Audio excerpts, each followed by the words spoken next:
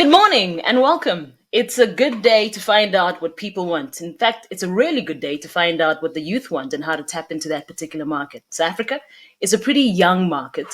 The African continent is even younger. This is the future. So how do we tap into that? How do we make that the next step? How do we get our businesses and revenue up with the youth, but being in sync with what they want as well? We're going to be chatting to an amazing panel of people throughout this hour. I want you to be involved with this as well. So let us know what your thoughts are. Send a message, send a question, type it out, let us know, and we'll ask the panelists as we go along live this morning. The hashtags, hashtag STGenNext, and also hashtag Ask Yellowwood as we continue discussion throughout the morning. It's the 17th year of the Sunday Times event. Yellowwood has been a part of this journey, trying to find out and getting the insights of what happens, not just in terms of what the youth want, but also now, how do we get that to translate to what we want at the till? 12 billion rand is the amount that is the spending power of the youth. There's a massive misconception that the youth don't have money.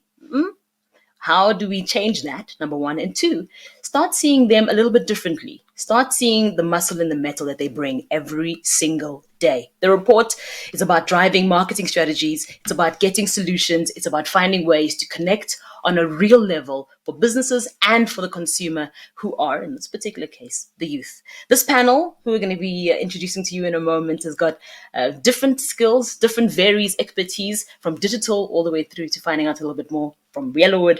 And I'll be giving you an opportunity to have a little bit more insight from what their thoughts are in a moment. But first, there's a video to find out a little bit more about the youth behavior. See if you agree with this. Check out this youth behavior video.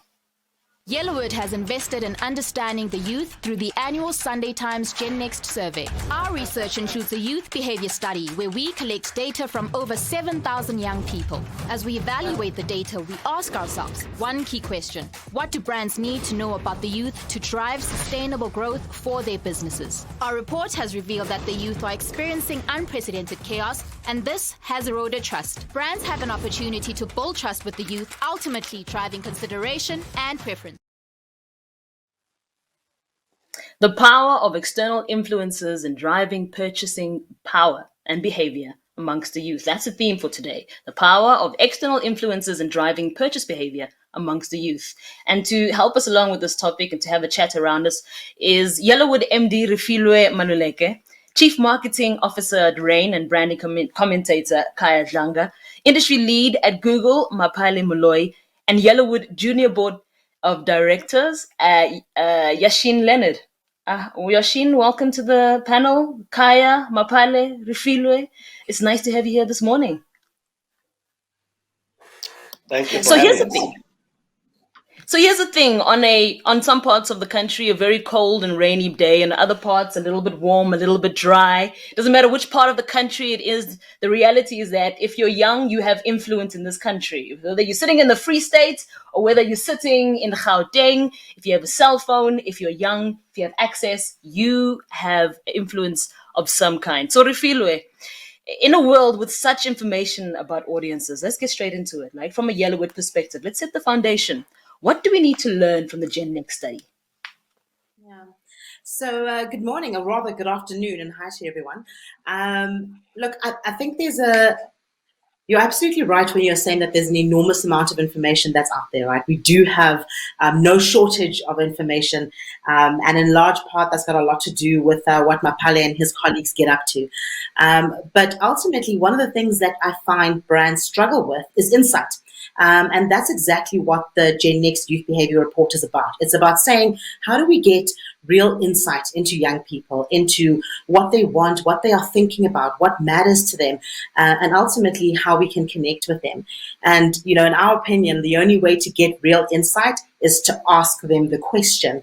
And so that's why we go to talk to over 7,000 young people across the country. And as you said, from, Free State to Kuruman to KZN, and really ask them those kinds of questions, right? About what is it that they are looking for? What are they worried about? And what are the kinds of things that brands can do to really connect and engage meaningfully with them? And we ask all of that so that brands can really figure out not only how to connect with them because it feels nice, and which is great. It's good to make people feel good, but more importantly, so that you can help drive sustainable growth for your brand and your business. And what is very clear in the world we live in today, that the only way to really make that happen is to make sure that you are having a meaningful impact in the lives of young people as well. A stamp of approval is something that we all want. And that's what happens with the brand preference report and brands being labeled the coolest this and the coolest that. And it's also nice to see after the awards, the different brands making sure that there's a whole effort around it, a marketing effort. We voted the coolest TV station, the coolest this, the coolest that. And that stamp of approval goes a long way. But have brands been able to help their products and that connection between youth and the till, with them actually having that spending power being used? Is that connection being made between being the coolest and actually being spending power at the till? Yeah, and that's always the question that asks, right? Does it matter if I'm the coolest brand, and is it going to have any kind of impact on my business? And the short answer is absolutely. We see, a real overlap between those that were able to emerge as the coolest brands in their respective categories, and the performance of those brands from a financial point of view over the last year. So whether we look at Nike, Capitec, Samsung, Spotify, Woolies, McDonald's, all of these organizations that were top of the pops in their respective categories are beyond a shadow of a doubt having a phenomenal performance in terms of being some of the dominant players in their category, but also in terms of experiencing significant amounts of growth. Now, that's not to say that being the coolest brand causes you to perform well, but it's rather saying that the things you would need to do in order to become the coolest brand are really the same bundle of actions and activities and priorities that enable you to deliver growth for your brand. So there is absolutely merit in making sure that you are taking the right kind of actions that will enable you to become seen as one of the coolest brands for young people today. So youth and influence is no doubt huge. Khaya, when it comes to youth and influence, right? So being number one is always, it's being key, but at least be part of the A team, be part of the leading pack, at least be top of mind. That's one of the things that you want as a marketer. So with that influential element and having an audience that is so influential, how important is it, or how influential has this particular market been to building your brand's performance and growth? It's a very interesting question because if we look at, as I think initially at the beginning, we found that people who actually were buying a product were relatively older, when it started, and they were, I think, which is quite interesting how that happens, because the assumption is that young people really want they want data, but what we find I think at the beginning was that you have your first movers. So these are the people who want to be seen to be adopting technology pretty early.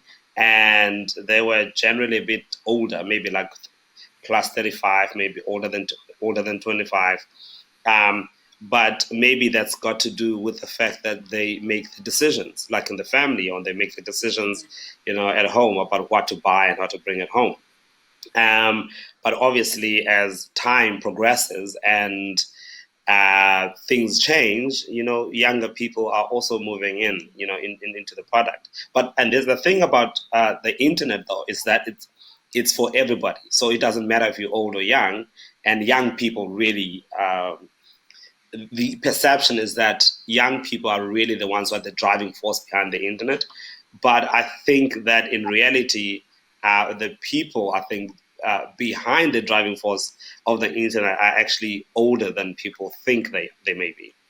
So, and that's, but what you could say there, though, I imagine, is perhaps the consumption then maybe is a little bit different. Now, the consumption of what you see on the internet, and depending, of course, on what you're looking at, maybe say TikTok and say things like that, you'll find a bit of a younger audience, even though the audience is getting older, because older people want to be cool. That's why you're seeing a lot more older people on TikTok than you did, say, over a year ago. And I think maybe Yeah. that's got to do with how people were stuck at home and they found, this, what is this TikTok thing that my kids are on? And then they really get involved and to see the average age increasing, I think, when it comes to that. And then I think when you look into YouTube, then like there, I think again, well, I don't know, I'm making assumptions here, is that you find even there, like your audience is not like young anymore. I know that like as when I was like back in the day, in my day, when I was really young, I had I had like a YouTube channel, which is still in existence. So this was a good like 13 years ago. And those of us who were on YouTube making videos were kind of relatively young, and I think older people weren't that interested in it because they're like they don't understand why you'd be talking to yourself, on camera. But then what's happening now is that again you're having a lot of older on it. So the internet is a beautiful thing that everybody really wants to get involved in because you discover so much, I think, of the world and about yourself, and the things that you can change because of it. So, speaking about the internet, the people who connect us, when you jump on there, the first place you go is Google, right? Back in the day, it was something else, but now Google has taken over the world. And connecting to what Khaya is saying that it's for everybody, and more people are learning about more different things, from the TikToks to the YouTubes, even in terms of the brand that he is running at the moment, where initially the uptake was a little bit older, but now there's a little bit more of a youthful engagement that's coming in there as well. In terms of South African brands, how well do they connect with the youth? You have visibility across the globe as Google. How well do South African brands actually connect? Thanks for the question. I think with our brands and globally, it's not just a South African issue, is that we are struggling to understand how to connect with the youth, right? I think there's some brands that get it really, really well in terms of the content that they create, what they speak to, where they are, and they're almost omnipresent and part of the lives of their customers, right? And then there are other brands that don't get it and don't hit that mark. And I don't think South Africa is further behind other countries in terms of that. I think what our responsibility is as brand custodians or people who work in the general marketing and advertising space is how do we understand what the youth is saying and doing right now, and how do we tap into it? Because like I was saying, is that people who started as youth 15 years ago when they first logged onto Facebook on a desktop computer are now the older generation that can afford to do stuff, right? So you don't necessarily just switch off the brands that you care about now that you're 35 or older, right? So it's almost about growing with that same audience as you go. So I was just I was just saying that what they call us Grootmans now. We were young 15 years ago. Now Grootmans. Yeah. Can I tell you that term, just for some reason, one day I was Abudi and the next day Grootman. I don't even know when the change happened. It's almost as if as soon as you go a certain age, people just recognize that in you.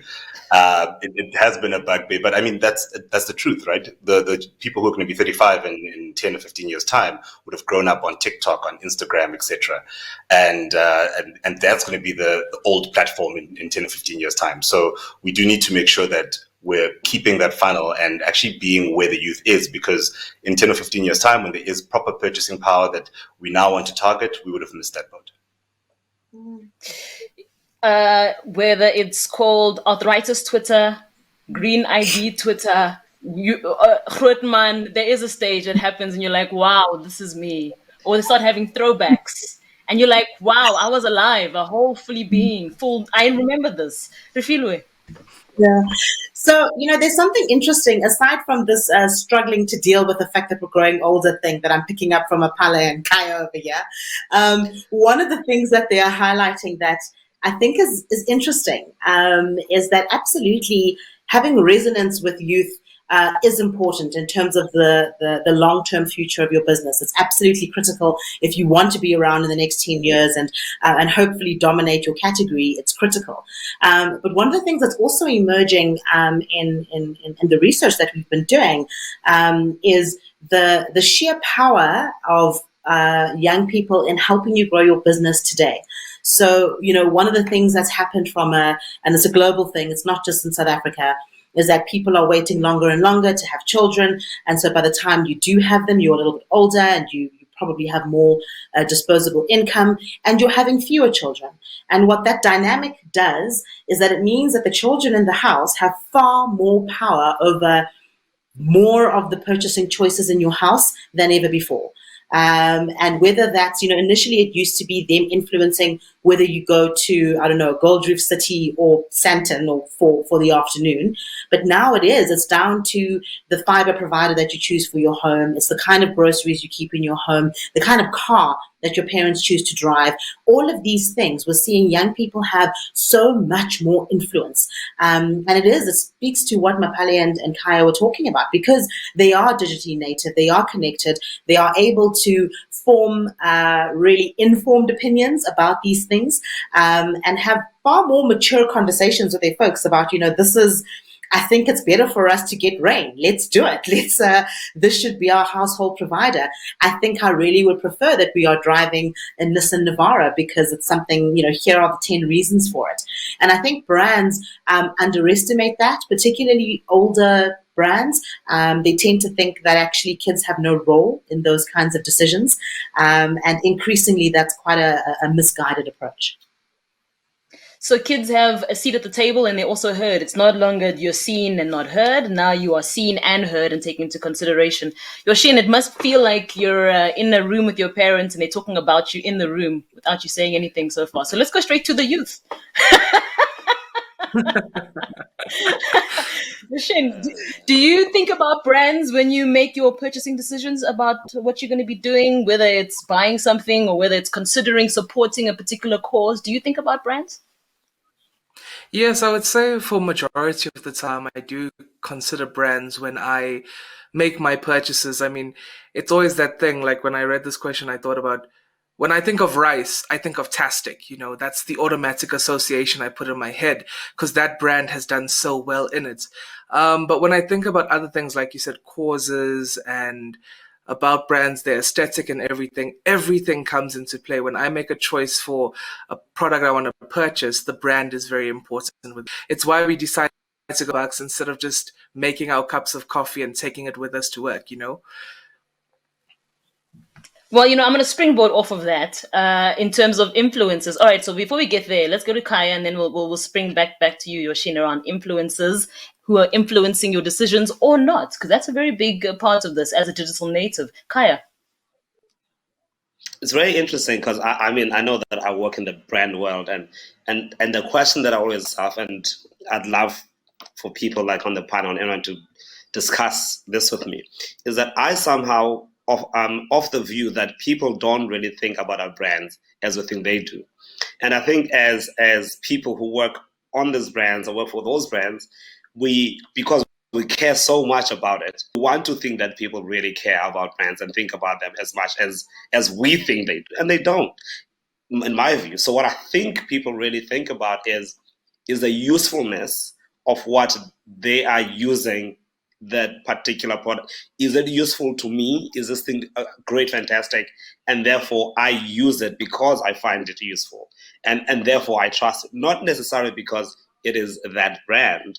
And yes, I think that maybe it becomes automatic because it has proven itself to me over time, rather than, oh, what a great brand, let me go and get it. And I think we sometimes as brand owners overestimate the importance of how people, I don't wake up in the morning and I'll be like, oh my goodness, wow, I love Google, and so, and we talk about we're talking about, and we love talking about brand hierarchy and all of that. And I wonder if, there is some new formula that we need to start considering, I think, when you're looking at how we consider and not think about brands. So it's just a question that I just have in my mind. All right. On the back of that, maybe an extension of that from what I'm hearing from you as well, is perhaps also if we are going to be engaging with brands as we do every single day, how important is how the brands interact with the world with how we perceive them and therefore influencing our spending power as well. So I hear you in terms of we're seen in a particular way, maybe we're not seen in the way that we think that we're seen.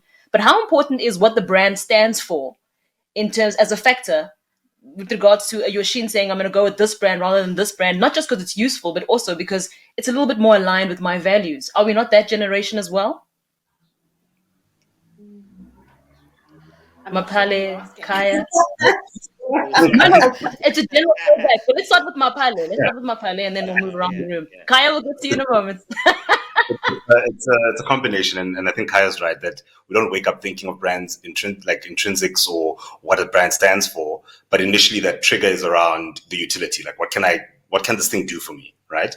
But what we found is that the decision making isn't as direct as what it can do for me, therefore I go buy this one. There's like an evaluation phase and, considering other brands. And in that researching, you sort of find out more things about not just the product offering and price, etc., but you find out about causes and you find out about other things that matter to you as a consumer before you buy. So I think in that messy middle of decision making where you're evaluating different brands, you're looking at different options, I think it's important to be there, but the brand itself won't necessarily motivate someone to get into that decision making mindset, right?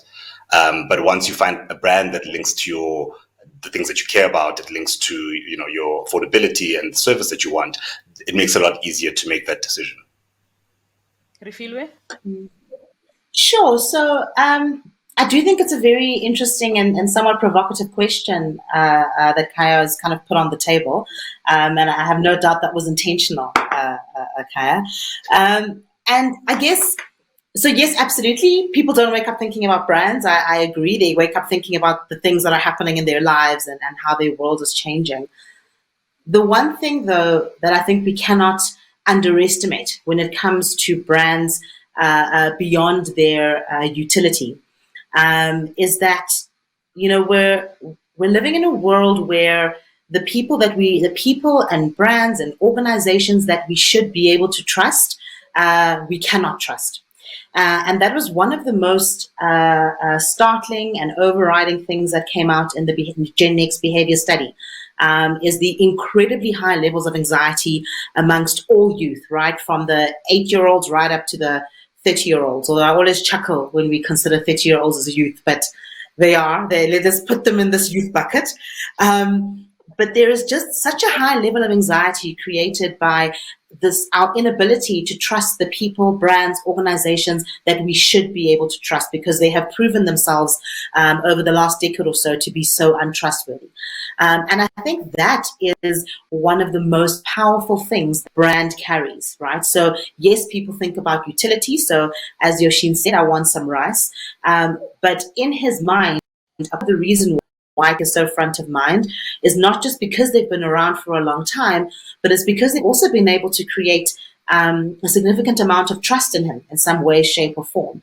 And I think, brands can't underestimate that you need to make sure that your brand is a vehicle for trust so that when people do want to engage in your category, whatever it is,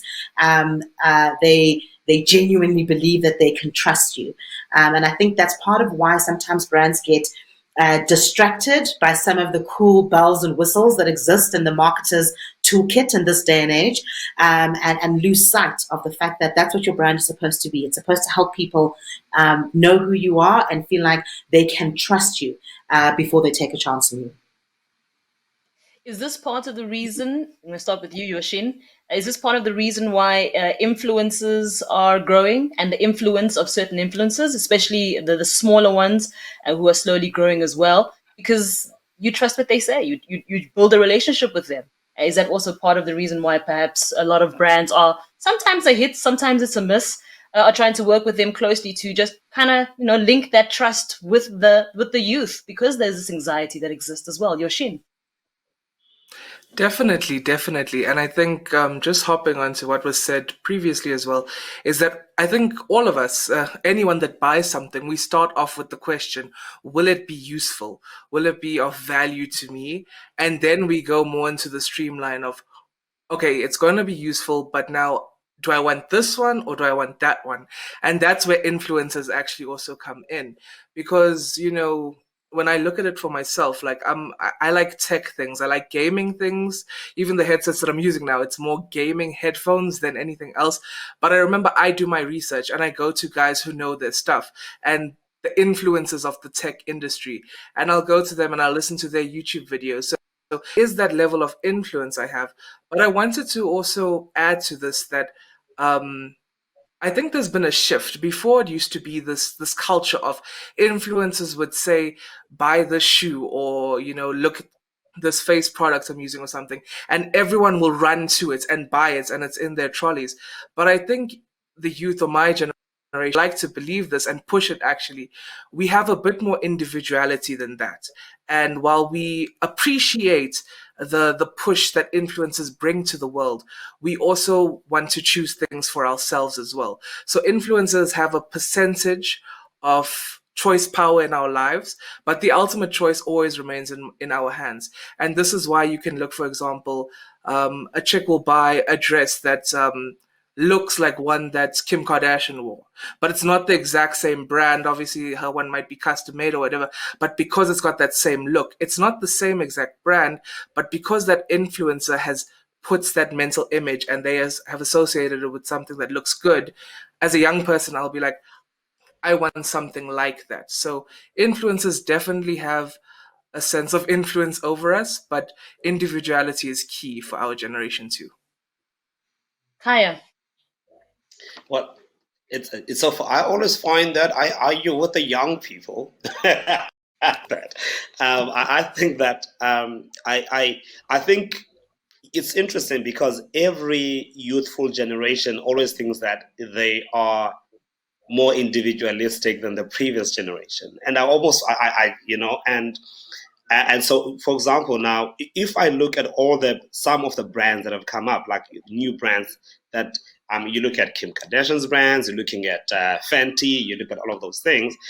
To a certain level, I think you could really call those are influencers. Maybe you could call them hyper and supernova influencers, if you want to call them. And what's happened is that they're like, hey, Kim Kardashian, I use this, or I am Rihanna, and this is, and not too much questions. They don't ask too many questions because I know your music. I've grown up listening to it. I've grown up dancing to you, and I love the sense of fashion, and therefore I will go ahead and support you. Maybe there's also because I think that maybe in some strange way that kind of there's a different tiers, if you will, I think, of influence, where you have like your supersonic and the supernovas, which are your Kim Kardashians, and all of that, and then you have the other ones who's I forget this, who is the world's richest YouTuber, who he started like a YouTube channel doing makeup and all of that, and now he's got like his own makeup brands, and again, so and I do think that while individuality is there is also a lot of safety in the thought of numbers. So I know that so many people trust that brand, or they listen to what that person is saying, and therefore they go and use what that other person is saying. And if you will have some critic, and it also comes into the whole cancel culture kind of thing, where people, if someone would be really upset about a brand, and then brand owners they start panicking because someone complained on Twitter, and they're like, oh my goodness, what should we do, right? And then what you find is at the end of the day, people just like, the product is really useful, and and they'll use it. And the example that I used recently was how Cristiano Ronaldo was, that whole thing when he pushed the Coke aside, and then there's all this news. Oh my goodness, Coca-Cola's share price plummeted because, Cristiano Ronaldo, removed, the Coke and said drink water. And I was like, well, did that really affect Coca-Cola sales? Not really. It's just that there was a perception that was created. And actually, if you were tracking what was happening in the market in the first place, the share price was trending down, right? And that moment happened to happen at that time. And then I imagine if you were like a marketer working for Coke, you panicking and thinking like, oh my goodness, we've got to do something because Cristiano Ronaldo did that.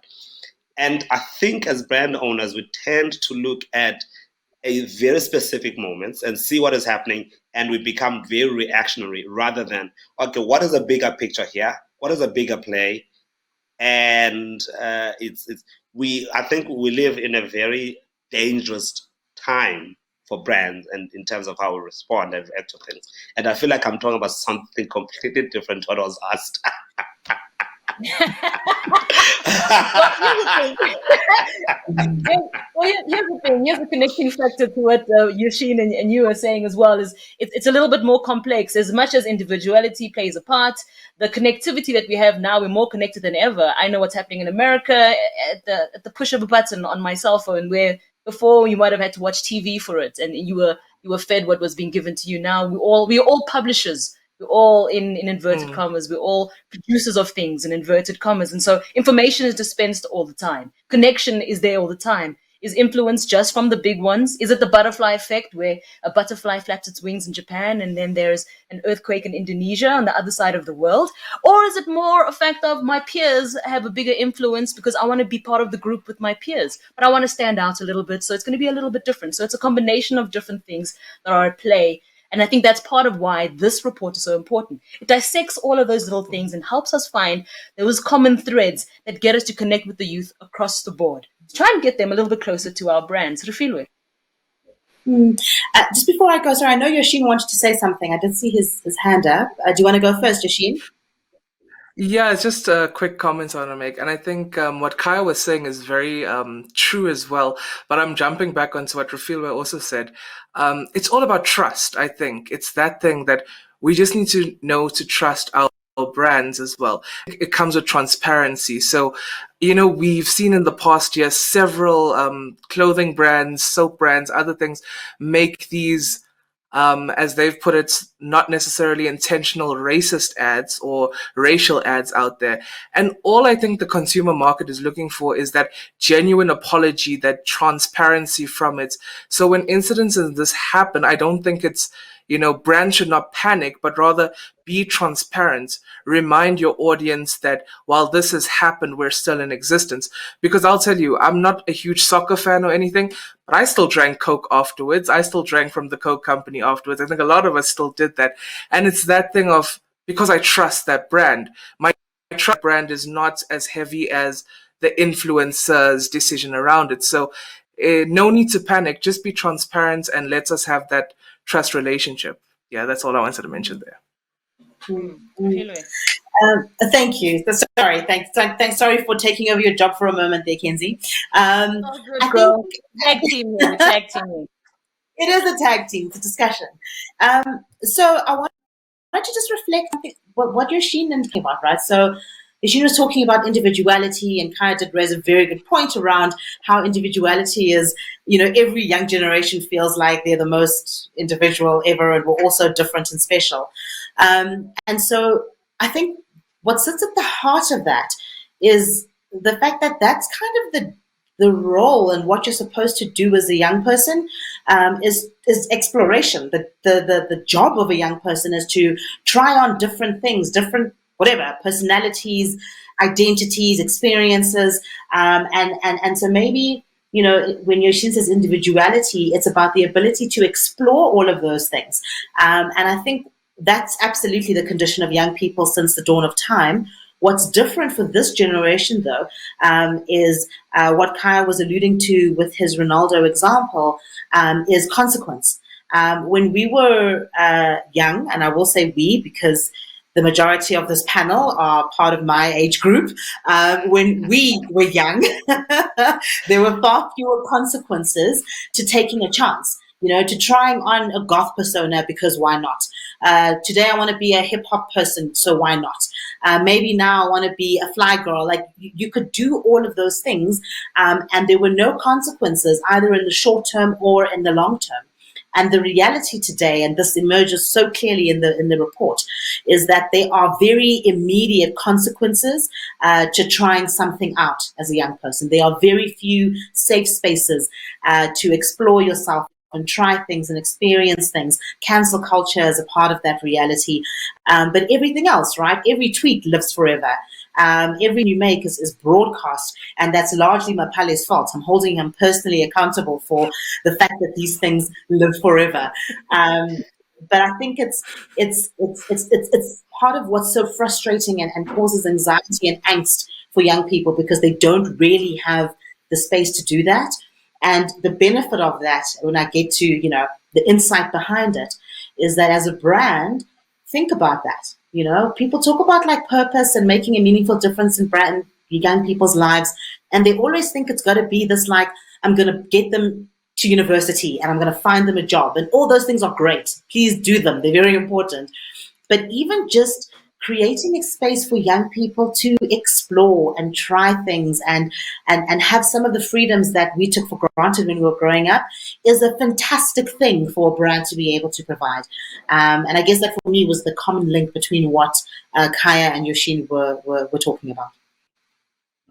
The first line of the book, A Tale of Two Cities, it was the worst of times, it was the best of times. And I think that speaks true to both brands and to individuals. Refilwe is speaking about the lack of freedom that the youth have right now, but they also have more access to things than previous generations. So it's that balance that we're striking over there, the best and the worst. Cancel culture, but also you could be catapulted to being the biggest brand in the world. Netflix 15 years ago versus Netflix now are two very different brands. And it was the best and the worst of times. And how you navigate around the youth is very important to how people interact with your brand. Maphale. I think I just wanted to add one thing to what Refilwe said about the risks and how, like, they're actually real. They're very real, and how people feel anxious about being online and, the persona online. I think that is a very real concern for both the youth and the parents and the generations before that. I think what's also adding to that is the potential upside as well, because now anyone can become an influencer, and the more and more we see influencers that look like us, the Kabis, the Elsas in Kenya, who've grown astronomically over the last year and a half, 2 years, the more people believe that it also could be me. So there's the one side where there's this massive risk and this issue around whether or not this is the right thing for people to be spending so much time on.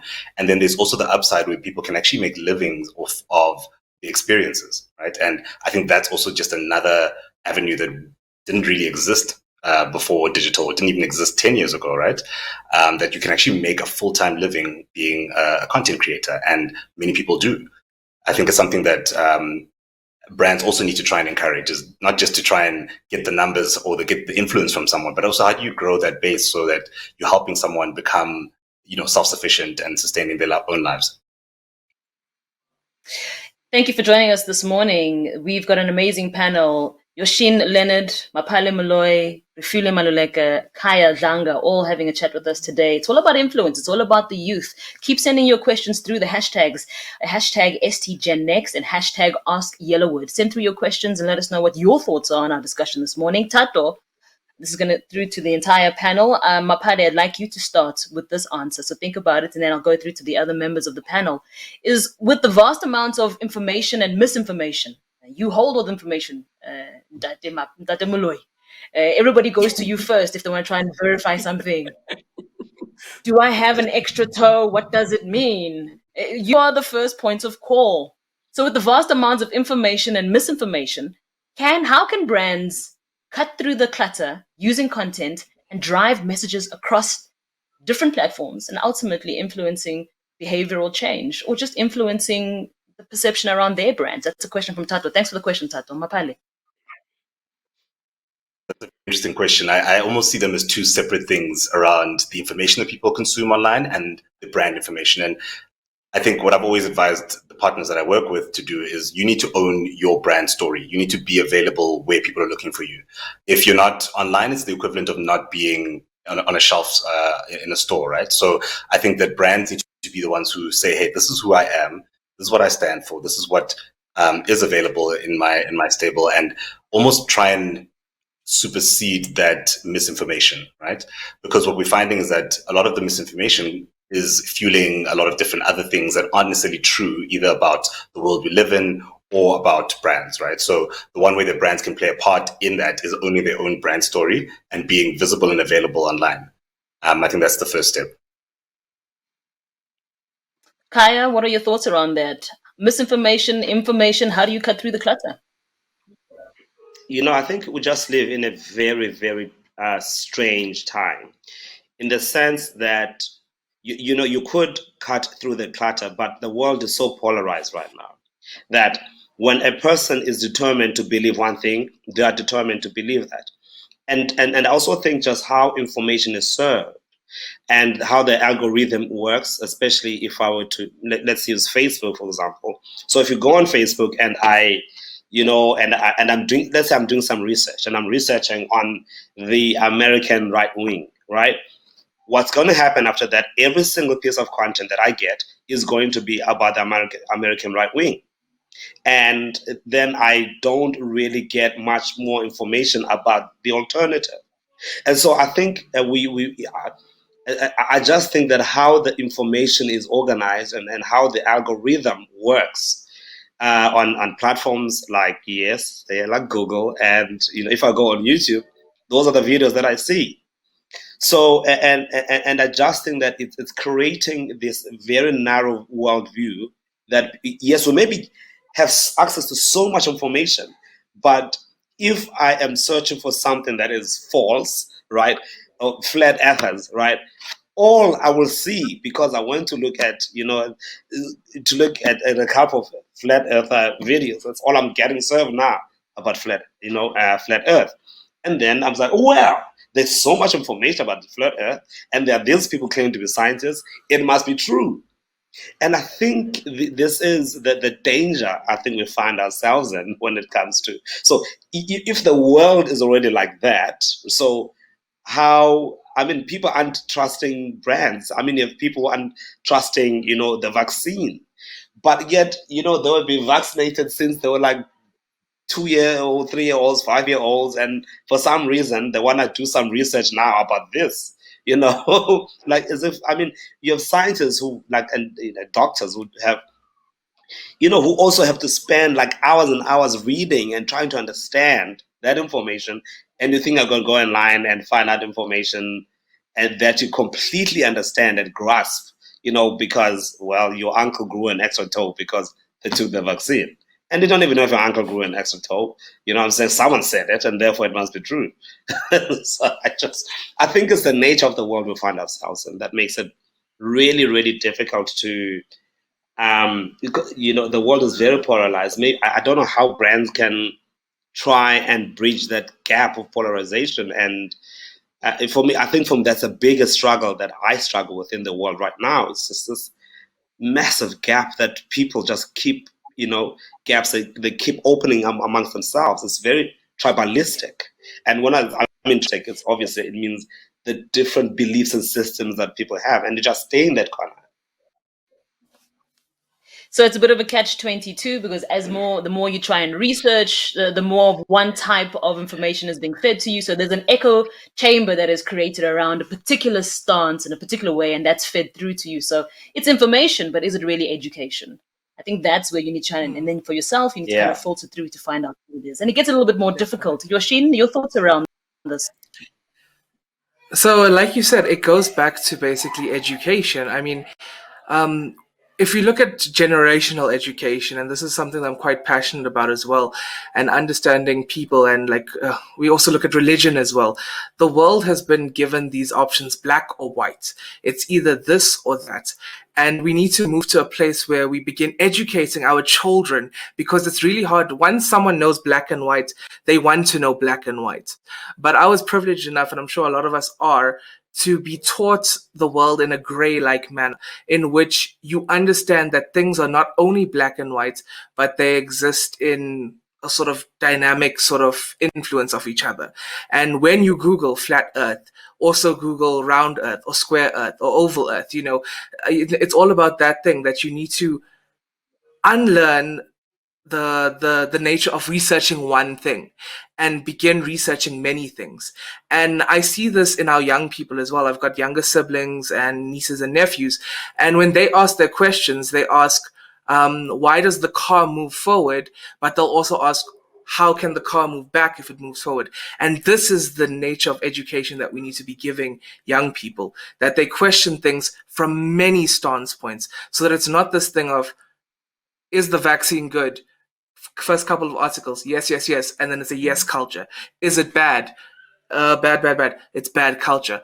But rather they can make informed decisions. And that's the biggest thing, is that dealing with information and misinformation will always be that thing of, you've got to research all parts of this issue, and then you've got to make your individual decision. So 12 billion rand, according to the report, is what lending power of the youth in South Africa has. It's a big chunk of money. Everybody wants a piece of that, but they're not the only ones in the market. Khaya mentioned a little earlier, this is a question from Zama Shlope. Khaya mentioned a little earlier that there seems to be older people with your particular brand, as you mentioned, who first navigated to your product and to your brand. And then later on now, there's a little bit more of the youthful element coming into that. So her question is focusing on youth for new brands a good idea, or is it just hype? Or do you need to find your market and kind of stick with that? Khaya? Well, yeah, I think it's a good question. So I think sometimes one has got to look at the context and the nature of the product and why it attracts certain things. For example, I think when I look at what we looked into, what we did before was that now when our products had, obviously you had to use a credit card and so on and so forth in order to buy it online. And a lot of young people do not necessarily have access to those, right? And so because that's how it works then, and that's literally maybe what happened. But what's interesting though is that what we maybe may not be sure of or don't know, is that was it possible that maybe young people saw the product or their parents, and then the parent buys the product on their behalf, and therefore the data shows you something else rather than what is happening. And so I think there's also that information that sometimes we don't really have. And I like to say that, and I'm so okay with not being always clear and certain about information, because I think what usually happens is that we make assumptions based on what we think is data, right? But we don't really sometimes understand what is really happening behind the data. Was it the parents who saw it and decided to buy it, or was it the kid who saw this new thing and told the parent, and then the parent bought it? And I think sometimes we don't really have sufficient information to be certain about it. And I feel maybe there's a lot of truth to it, but there's also a lot of assumptions that we make. And so for me, what I say, it depends on the product. So it's the nature of the product that we had. And I mean, if I make ice cream, would I want to be selling that to adults or to who's more likely to buy that, and what is the nature of the product? And so it's very complicated. I don't think that one shoe fits all sizes. Okay, I don't know. I think the expression goes like that, but it's much more complex than that. Yeah, it's a lot more complicated than that. Yoshin, you're already on the Yellowwood Junior Board. If you ever want to run for politics, Zama will vote for you. Sent a message saying Yoshin for youth president. So you've got one endorsement already. I'm just letting you know if you want to go down that route. We are in election season. See how things work out now. How do they run their campaigns? Influence them. Use Google. Find out, how do I win the youth vote? And then read the report to find out how we can influence them to get them to follow your party. These are all just things in a day's work. I'm just saying. Keep those messages coming in there. A question from Unati Twala saying, in SA, and this is a very good question, and I'm going to start with you, Maphale, and then I'm going to go through to Refilwe around this as well, and then everybody else on the panel. In South Africa, is online still a big focus? Access to the digital world is still a big barrier in terms of data and a number of other factors in South Africa, smartphones, and a number of other things. So in SA, is online still a big focus for influence, with the majority of South Africans not being on social media? So what are the other external influences that drive the purchasing power for the youth, right? And it also drives trust amongst the youth. what is the multi-pronged approach for brands? So is online really, should it be a big focus? And is it the big focus at the moment, Maphale? I think it has been a growing focus for years, right? It's the more we understand it, the more people come online, the more you can speak to them where they are. I think the question around access is a really important one, because that is the biggest barrier to getting more people online, to them being able to access this information, to possibly even changing their lives, right? So I think what companies like mine are doing is working on, increasing the access and reducing those barriers. I think the cheapest like smartphone you can get in South Africa is about $5.99 or maybe even a bit less. But reducing those barriers to allow people to actually come online and interact with content, not just advertising as well, but also change their lives. So I think there's the access bit, which is happening, and data prices are coming down. We're working with telco partners as well to make access easier for customers around different payment methods, etc. But then the other element around, are you able to speak to these people and to reach them and to change their minds and influence them online?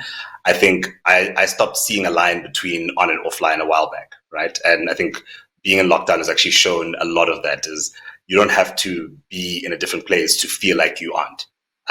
We recreated our entire lives in the spaces of our homes for those who could, right? And I think that there is still a big market that needs to be addressed from an access point of view, but you can continue to speak to people online, and you should speak to people online and not see this line between, oh, this is the real world and this is not. Because for some people, and specifically the youth, online is the real world. Yeah. Refilwe, in terms of access, the reports, what are some of the sentiments around that? Sure. So, to build on my panelist's point, we know access is a big issue, and it comes up, of course, in terms of affordability, in terms of connectivity. We know it's a massive challenge for a significant number of South Africans. The good news is that it is a massive priority for governments, for companies, for civic society, for NGOs. Really, everybody is working incredibly hard to bridge the access gap, because they are clear on the tangible returns, not just in terms of people's lives and behaviors and better quality of life, but also in terms of economic growth, right? If I'm not mistaken, the data is that for every 10% increase in connectivity, there's a 1.3% increase in GDP in developing markets. So the argument for improving access exists, and it's going to happen. I'm an eternal optimist. I must probably caveat by saying it, but I'm 100% certain that this is going to happen.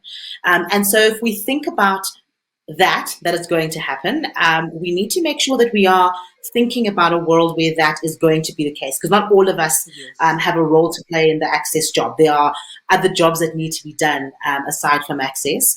So that's kind of the first point. The second point around this for me is that while we are bridging that access gap, what I love about young people, and particularly South African young people, they will find a way.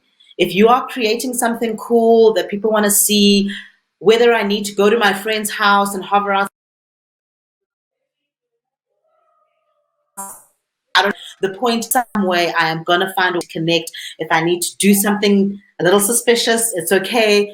Young people are queens and kings of finding a way to access whatever it is that they want to access. The question is that are the things that you have desirable enough for them to want to go that extra mile? So that's the second point about young people will find a way to access the things that they really want. And the third, and for me, most important point from a brand level is that you actually have to show up, and not just online. Online is important, don't get me wrong. But, one of the key things that came out of the report when it came to brands that successfully connect and engage with young people is that you're accessible. And how they describe accessibility is, yes, I must be able to find you on the shelf, as Maphale says, wherever you are, and I must be able to afford whatever I find. But you must also be present in my world, show up, right? And find ways to do that, whether that's like, I don't know, get involved with like local soccer teams, or get solar panel billboards. I don't know, but the point is I need to be able to see and feel you in my world, because that's how I know that you care and I matter and you're trying to actually engage with me. And while we are bridging this access gap, it is the responsibility of brand custodians to make sure that you are showing up in the world of your customers, and they see you, and not just in places where they have to go and find you, but that you show up quite organically in their world. And I think that that's really what's key to this question about the importance of online and other channels in the lives of young people. Yoshin? No, I really appreciate what Refilwe said. She said like almost everything that I was also thinking about. But the one thing I just wanted to mention as well is that for Nati's question, let's not forget the secondary influence. If just one young person is connected in a township-like area, I know some of my friends that live in areas where there's no internet, but if one of them has internet access, the whole squad knows exactly what's happening. So the power of secondary influence. So, looking at the last part, multiple pronged approaches for brands as well. It is important to show up and be there and everything, but also don't select or don't turn away from the online approach, because I'm also one of those believers that we will all get connected. And, South Africa has the amazing potential to be the greatest country in the world. So we will get there. So we've just got to keep on focusing, keep on pushing. But the more we take steps back, the more it hinders us as well. So keep that online approach while still doing some offline sort of approaches. And I like what Maphale said as well. Let that line just disappear completely. The online, offline world is actually just the real world for people. So, yeah. So in 2008, Barack Obama's campaign line was, yes, Yoshin, we found yours is, we will be connected. We will be connected. Use that as you run for youth president. Khaya. Yeah, and I'd say that not to punch my brand or anything, but I think that what we're doing is quite. No, that is our mission actually as a company, is to ensure that we able to give people access. So arguably, you could argue and say that like the internet that we offer, because we offer unlimited services in South Africa, is that there is the average. The more you use the internet would rain, the more you use it, the cheaper it is, right? Because if you are, let's say you're using the average. I don't share the figures, but I wish I could share the figures in terms of the average gigs a person uses who's on Rain versus other networks is insane, and it is like. It is hundreds, like the difference, like how much people use. So, and also people, you have people who are buying 5G in completely unexpected environments. Like we've seen great growth, like in our townships, because what's happening is that fiber providers are not really so that easy for them to access, to go there, but also not to knock fiber, but you can't carry your fiber around when it's at home. You're stuck with it. You can't take it anywhere. So I really do believe that we are like as a company, like definitely in the forefront of making sure that more people have access, and not just access, but affordable access. Fiber is to connectivity what cell phones are to us, right? So fiber is the landline phone to the cell phone being able to walk around with what you have, the different products. They're both effective. They both do what they need to do. But one needs you to sit down and wait for the person to call. The other one, you take the call with you. It's just something along those lines, right? We're going to wrap up in a moment with an amazing panel. Refilwe Maluleke, Khaya Dlanga, Maphale Moloi, and Yoshin Leonard, talking about the influence of the youth. I think it's important, whether it's elections, whether it's buying power, whether it's influencing on social narrative, whether it's on social media, whatever it is, the youth have a voice and they're here to be heard. All the different insights from this morning have been amazing. Thank you for all your questions. I guess if you could wrap things up into one little thing. I don't know if Yoshin will remember this, but essentially, it's like having a Tamagotchi. You know, those small little pets that you used to have, the digital ones? It's about being connected. It's about taking care. It's about paying attention. It's about making sure that they're fed, making sure that they're nurtured, making sure that they're always there and that you know that they're there. So when you need that connection, it's going to be there and happy to see you. Something along those lines. I'm paraphrasing and I'm giving away my age at the same time. Thank you so much for being here this morning. Thank you so much for all of your questions, your comments, and keep the conversation going on social media. Hashtag Ask Yellowwood, hashtag STGenNext. Thank you to our panelists. You've all been amazing. Yoshin, Refilwe, Maphale, and Khaya, thank you so much for your time. Have a great day. Thank you. Thank you. Bye. Yellowwood has invested in understanding the youth through the annual Sunday Times GenNext survey. Our research includes a youth behavior study where we collect data from over 7,000 young people. As we evaluate the data, we ask ourselves one key question: what do brands need to know about the youth to drive sustainable growth for their businesses? Our report has revealed that the youth are experiencing unprecedented chaos, and this has eroded trust. Brands have an opportunity to build trust with the youth, ultimately driving consideration and preference.